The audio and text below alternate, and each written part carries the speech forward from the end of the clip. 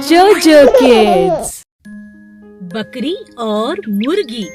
एक दिन एक मुर्गी के पैर में चलते चलते बड़ा सा कांटा चुभ गया।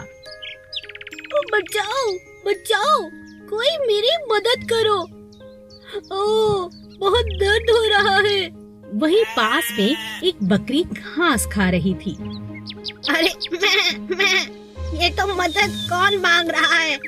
चलो चल कर देखती हूँ। मैं क्या हुआ तुम्हें? इतनी चिल्ला क्यों रही हो? मेरे पैर में कांटा चुभ गया है, बहुत दर्द हो रहा है, चला भी नहीं जा रहा। मेरा कांटा निकाल दो बकरी, मेरी मदद करो, नहीं तो मुझे अकेला और घायल पाकर कोई भी मेरा शिकार कर सकता है। मैं जरूर। बकरी ने मुर्गी का कांटा निकाल दिया, मगर मुर्गी के पैर में घाव बहुत बड़ा था, सो चलना बहुत मुश्किल हो गया था। शुक्रिया बकरी बहन, मगर मैं अब चल नहीं पा रही, कुछ करो। बकरी बहुत अच्छी थी, उसने मुर्गी को अपनी पीठ पर बिठा लिया और उसके घर भी छोड़कर आई। अच्छा, अब मैं चलती हूँ, अपना ख्याल रखना। तुम बहुत अच्छी हो, तुमने मेरी बहुत मदद की, मैं तुम्हारा ये एहसान कभी नहीं भूलूंगी। ऐसा कुछ नहीं है, हम सब इसी जंगल में रहते हैं, हमें एक दूसरे की मदद करनी चाहिए। मैं चलती हूँ, अपना ख्याल रखना और दवाई भी लगा लेना। मैं और इस तरह मुर्गी की जान एक बकरी ने बचाई। बारिश और बिल्ली। एक दिन बिल्ली मोर को नाचते हुए देखती है। बड़ा मन कर रहा है भीगने का, ये मोर कितना सुंदर है और नाचते हुए तो और भी सुंदर लगता है। काश मैं भी इसकी तरह नाच पाती, बारिश का मजा ले सकती। बिल्ली जिस पेड़ के नीचे बैठी थी, उसी पेड़ के ऊपर एक कौआ बैठा था। क्या हो गया? क्या सोच रही हो बिल्ली मौसी? कुछ नहीं, बारिश का मजा लेना चाहती हूँ, पर क्या करूँ, खाली पेट तो कोई मजा नहीं। अरे इतना उदास क्यों होती हो?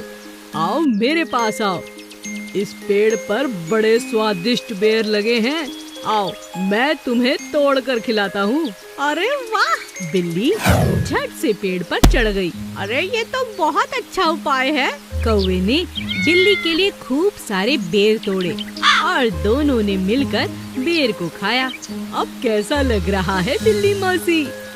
हाँ, अब अच्छा लग रहा है, बारिश हो रही है और पेट भी भरा हुआ है। मोर भी लगता है नाचते नाचते थक गया और हम खाते खाते हमें हर चीज में मजा आता है जब हम एक साथ अपनों के साथ रहते हैं। गौरैया और हाथी। एक जंगल में अप्पू नाम का बड़ा सा हाथी रहता था। वो बहुत शैतान था और गुस्से वाला भी। एक दिन गुस्से में आकर अप्पू ने जंगल में चलते चलते 4-5 पेड़ तोड़ दिए। उन्हीं में से एक पेड़ पर गौरैया अपने अंडों के साथ रहती थी। जब पेड़ गिरा तब गौरैया का घोंसला, जो अंडों से भरा पड़ा था, नीचे गिरकर चूर चूर हो गया। अपने अंडों को टूटा देख गौरैया बोली, यह अप्पू हाथी अपने आप को समझता क्या है? गुस्से में इसने मेरे सारे अंडों को मार डाला, मैं इसे कभी माफ नहीं करूंगी। पूरा जंगल इससे परेशान है, मगर इसके गुस्से के डर से कोई इससे कुछ नहीं कहता। मगर मैं चुप नहीं रहूंगी, मैं अपना बदला लूंगी और इसे सबक भी सिखाऊंगी। गौरैया रोती रोती अपनी दोस्त मधुमक्खी, मेंढक और कठफोड़ा के पास गई। गौरैया के दोस्तों ने उसे दिलासा दिया और कहा कि वह सब मिलकर अप्पू से बदला लेने में उसकी मदद करेंगे। सभी मित्रों ने मिलकर एक योजना बनाई। मौका पाकर एक दिन वे सब हाथी के पास जाते हैं। हाथी को सोता देख मधुमक्खी अपनी मीठी आवाज से हाथी के कान के पास गाना गुनगुनाने लगती है। हाथी को संगीत सुनकर मजा आने लगता है। तभी कटफोड़ा आकर हाथी की आंखों को फोड़ डालता है। अप्पू दर्द से चिल्लाने लगता है, बचाओ बचाओ, ये मेरी आंखों में जलन क्यों है? किसने मेरी आंखें फोड़ी? बचाओ बचाओ। अप्पू पानी की तलाश करता है। तब मेंढक और उसके साथी एक दलदल के पास डराने लगते हैं। हाथी समझता है कि वहाँ पानी है और उस दिशा पर चलने लगता है। दलदल में डूबकर वह मर जाता है और गौरैया अपना बदला लेने में सफल हो जाती है। दयालु पेड़। एक बार की बात है, कुकू कोयल अपने अंडों के साथ एक पेड़ पर रहती थी। एक दिन वह अपने बच्चों के लिए खाना ढूंढने बहुत दूर निकल गई। रास्ते में बरसात होने लगी, जिस कारण कुकू कोयल बुरी तरह से भीग गई। अरे, मुझे कहीं बैठकर अपने पंखों को सुखा लेना चाहिए, नहीं तो उड़ना बहुत मुश्किल है। मुझे अपने बच्चों के पास भी तो जाना है। तभी कुकू एक पेड़ के पास पहुंची। मीठे पेड़ आम, क्या तुम मेरी मदद कर सकते हो? मैं बहुत भीग चुकी हूँ और थक भी चुकी हूँ। मुझे थोड़ी देर अपने पास बैठने दो, मैं अपने पंखों को सुखाकर चली जाऊंगी। नहीं नहीं नहीं नहीं, तुम चली जाओ यहाँ से। मैं सब समझता हूँ। तुम्हारी नजर मेरे मीठे मीठे आम पर है। तुम यहाँ से चली जाओ अभी। बेचारी कोयल वहाँ से चली गई और पहुँची दूसरे मीठे पेड़ के पास। मीठे पेड़ पपीते, क्या मैं तुम्हारी डाल पर बैठकर कुछ देर आराम कर सकती हूँ? मैं बहुत थक चुकी हूँ और मेरे पंख बुरी तरह भीग चुके हैं। मुझे बहुत ठंड भी लग रही है। नहीं नहीं नहीं नहीं, मुझे किसी को खुद पर बिठाना पसंद नहीं, और वैसे भी मेरे पपीते बहुत मीठे हैं। अगर तुमने खाया तो मुझे अच्छा नहीं लगेगा।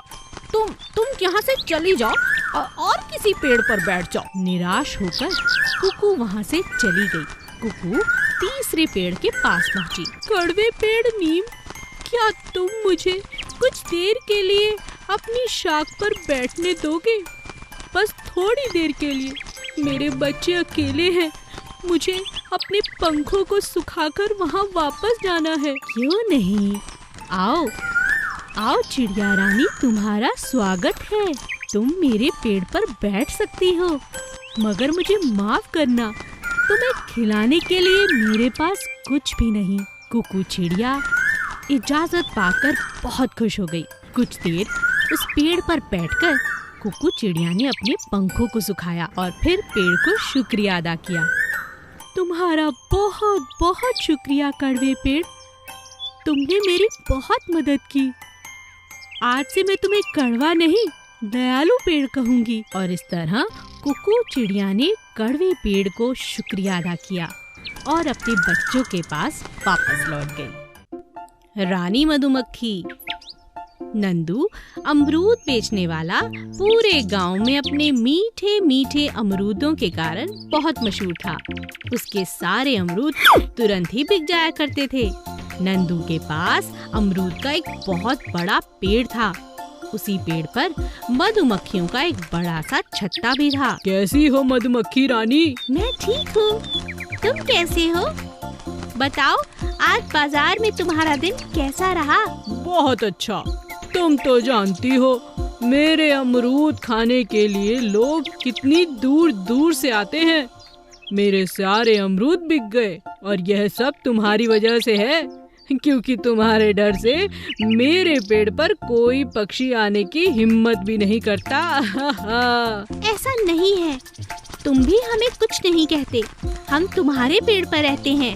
तुम्हारा बहुत बहुत शुक्रिया। अगले ही दिन अमरूद तोड़ते समय नंदू की नजर मधुमक्खियों के छत्ते पर गई। अरे, ना बड़ा हो चुका है इनका छत्ता। इसमें तो बहुत शहद होगा। अगर इसे बाजार में बेचा जाए अच्छे पैसे मिल सकते हैं। नंदू के मन में लालच आ चुका था। अच्छा, कुछ करना होगा। आज रात को जब मधुमक्खियाँ सो रही होंगी तो इन्हें भगाकर पूरा शहद निकाल लूंगा। बेचारी मधुमक्खियाँ इस बात से अनजान थीं। रात के समय नंदू जब हाथ में मशाल लिए पेड़ की तरफ बढ़ा, तभी अचानक रानी मधुमक्खी की आँख खुल गई। अच्छा, तो ये बात है, इसे अभी मजा चखाती हूँ। और रानी मधुमक्खी बिना डरे तुरंत बाकी मधुमक्खियों को उठाने लगी। चलो इसे मजा चखाते हैं। सारी की सारी मधुमक्खियाँ नंदू के पेड़ के पास पहुँचते ही उस पर हमला कर देती हैं। नंदू दर्द से चिल्लाने लगता है। अरे बचाओ, अरे बचाओ, अरे मैं तो यूं ही आ रहा था पेड़ के पास, मुझे छोड़ दो, अरे रानी मक्खी मुझे छोड़ दो। लालच बुरी बला है। भेड़िया और शेर। चालाक भेड़िया अपनी चालाकियों के कारण जंगल में बहुत बदनाम हो चुका था। कोई भी जानवर भेड़िए से बात नहीं करना चाहता था। वो देखो चालाक भेड़िया, चलो यहाँ से। हाँ, चलो यहाँ से। क्या हो गया है सबको? कोई भी मुझसे बात नहीं करना चाहता। इस तरह तो मैं बहुत अकेला पड़ गया हूँ। कुछ भी अच्छा नहीं लग रहा। उदास भेड़िया अपने आप से बातें करता हुआ जा रहा था कि सामने से उसे शेर आता दिखा। क्या हुआ? किससे बातें कर रहे हो? देखते नहीं सामने कौन खड़ा है? राजा जी, आप मुझे माफ करें, मैं कुछ परेशान हूँ, इसीलिए सामने से आप आ रहे हैं, मगर मैंने ध्यान नहीं दिया। परेशान? क्या हुआ? क्या बात है? शेर राजा, हुआ क्या है ये तो मुझे भी नहीं पता। जहाँ भी जाता हूँ मुझे देखकर सभी दोस्त और जंगल के जानवर मुझसे बिना बात किए यहाँ वहाँ चले जाते हैं, मुझे अनदेखा करते हैं। मुझे कुछ अच्छा नहीं लग रहा। मैं बहुत अकेला पड़ गया हूँ। सोचता हूँ ये जंगल ही छोड़ दूँ, किसी और जंगल में जाकर रहूँ। यहाँ मेरा कोई नहीं है। ऐसा कैसे हो सकता है? चलो मेरे साथ, मैं देखता हूँ। तुम आगे आगे चलो, मैं पीछे आता हूँ। भेड़िए को देखते ही जानवर वहाँ से जाने लगे। तभी शेर वहाँ आ गया और बोला, रुको, क्या बात है? तुम सब भेड़ियों को अनदेखा क्यों कर रहे हो? राजा जी, हम सभी जानवर भेड़िए की चालाकी से बहुत परेशान हो चुके हैं, इसीलिए हमने फैसला किया है कि कोई भी जानवर अब भेड़िए से बात नहीं करेगा। भेड़िया अपनी मीठी मीठी बातों में फंसाकर ही सबका शिकार करता है, धोखे से। ओह, तो ये बात है। अब तुम बताओ भेड़िए, तुम्हें कुछ कहना है? मैं समझ चुका हूँ अपनी गलती और मानता भी हूँ। मुझे आप सब माफ कर दीजिए और सुधरने का एक मौका दीजिए। मैं अब कभी किसी को धोखे से नहीं खाऊंगा, ये वादा करता हूँ। मगर मुझे ऐसे अकेला मत छोड़िए, मुझे जरा भी अच्छा नहीं लगता। मुझे लगता है आप सबको इसे एक मौका देना चाहिए। जी राजा जी। और इस तरह सभी जानवरों ने भेड़िए को सुधरने का एक मौका दिया। सपेरे के सपने। एक दिन जंगल में एक सपेरा सांप की तलाश में पहुंचा। आज तो खाली हाथ नहीं जाऊंगा, इतना बड़ा जंगल है, कोई ना कोई सांप जरूर मिलेगा। सपेरे ने बीन बजानी शुरू की, जिसे सुनकर पास ही के पेड़ पर बैठे नाग और नागिन नीचे आ गए और सपेरे के पास पहुंचकर नाचने लगे। इतनी जल्दी अपने शिकार पाकर वो बहुत खुश हुआ। अरे वाह, दो शिकार, आज का दिन बहुत अच्छा है। सपेरा दोनों को पकड़कर अपने साथ ले जाता है। सपेरा खुशी के मारे फूला नहीं समाता और मन ही मन बहुत खुश हो जाता है और सोचने लगता है, अब तो मुझे इन्हें बेच देना चाहिए, बहुत पैसे मिल जाएंगे, खूब मजा करूँगा। सपेरा इतना खुश था कि उसकी खुशी संभाले नहीं संभल रही थी, जिस कारण वो तेज तेज चलने लगा। अरे जल्दी जल्दी चलकर पहुंच जाता हूँ, इनका नाच दिखाऊंगा, इनका सारा जहर निकाल कर अपने कब्जे में रखूंगा, फिर मैं जो चाहूंगा ये वो करेंगे। सपेरा इतना खुश था कि वो तेज और तेज चलने लगा। चलते चलते रास्ते में वो एक बड़े से पत्थर से टकराकर गिर गया। सोचने के कारण उसका ध्यान उस पत्थर पे गया ही नहीं था। अरे बाप रे, इतनी जोर से चोट लग गई। अरे अरे अरे मेरी टोकरी से ये सब सांप कहाँ चले गए? सपेरे ने अपनी खुशी में अपने दोनों शिकारों को खो दिया। ये क्या हो गया? ओहो, मैंने आज दो शिकार पकड़े, मगर अपनी बेवकूफी के कारण आज मैंने दोनों को खो दिया। सांप बहुत चतुर थे। इस मौके का फायदा उठाकर वो बहुत पहले ही टोकरी से निकलकर एक पेड़ पर चढ़ गए थे। बेचारे सपेरे को अपने शिकार से हाथ धोना पड़ा। ये मैंने क्या किया? आज का दिन बहुत बुरा है। Please subscribe.